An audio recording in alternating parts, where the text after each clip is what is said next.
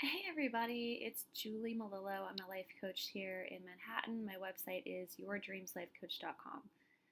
So I've been thinking a lot lately about this idea of how we really do attract a lot of what takes place in our lives. Not everything. There's of course good and bad luck and all kinds of random stuff that just happens, but a bulk of what you've got in your life right now, like most of it, is really related to what you're letting in and what you're pushing away, and all that is giving you more of the same, which can be really frustrating if you want something different.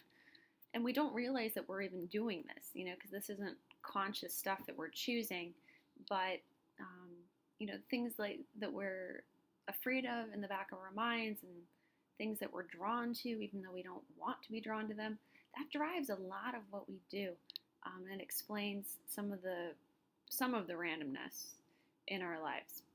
It's a lot easier to see this in other people than in yourself.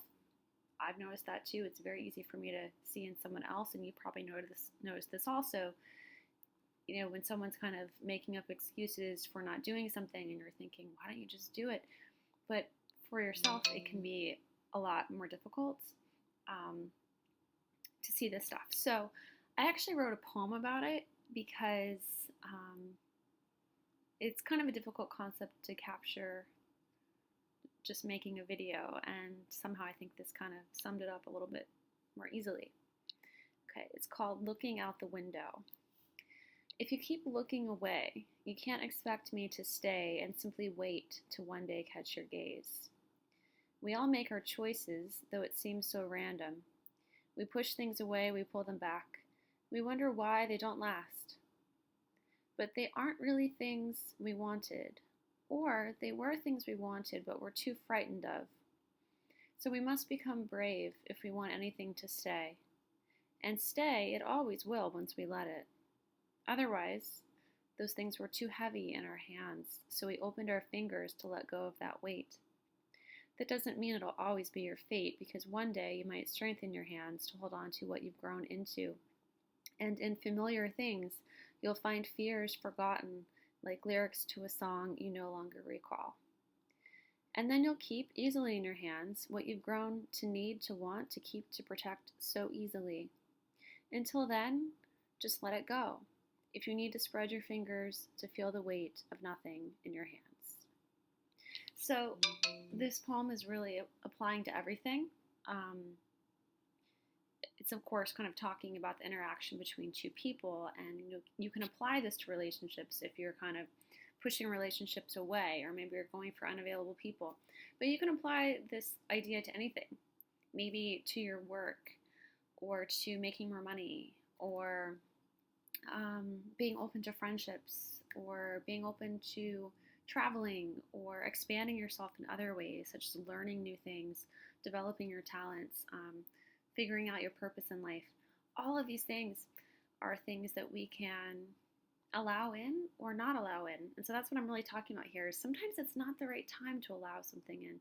And sometimes it's very scary to allow something new in. And at certain times we need to kind of not keep that in our lives. And as I said, kind of let go of that weight.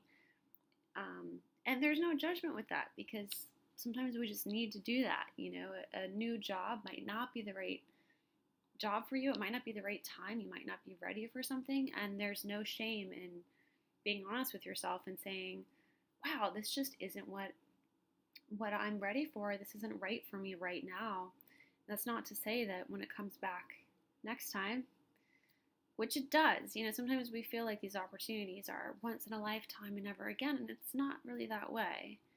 The opportunities do come back around, and new situations come back around.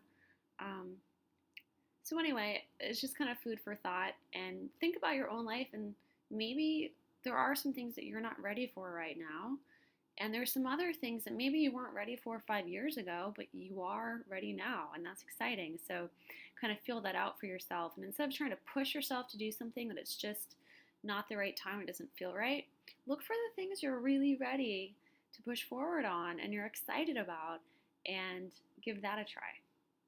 So like I said, my name is Julie Malillo. I'm a life coach here in Manhattan. My website is yourdreamslifecoach.com for individuals, and nycexecutivecoach.com if you have a company or you're an executive and you want that kind of coaching.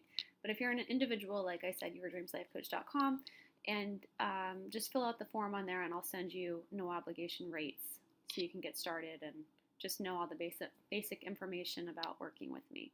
So I hope this was interesting, and like I said, think about your own life and what you're ready to get and really feel good holding on to, and what doesn't feel right yet. And that's okay for it not to feel right. It's just not the right time yet.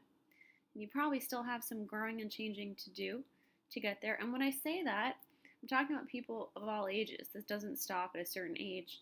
And you can be 75, 85, 95 and still find there are things you're not ready for and there's things that you're ready for. You know, every day is different. So when I say that, I don't want you to think I'm only talking about younger people, because I'm certainly not. This applies to everybody. So thanks for watching, everyone, and have a good day.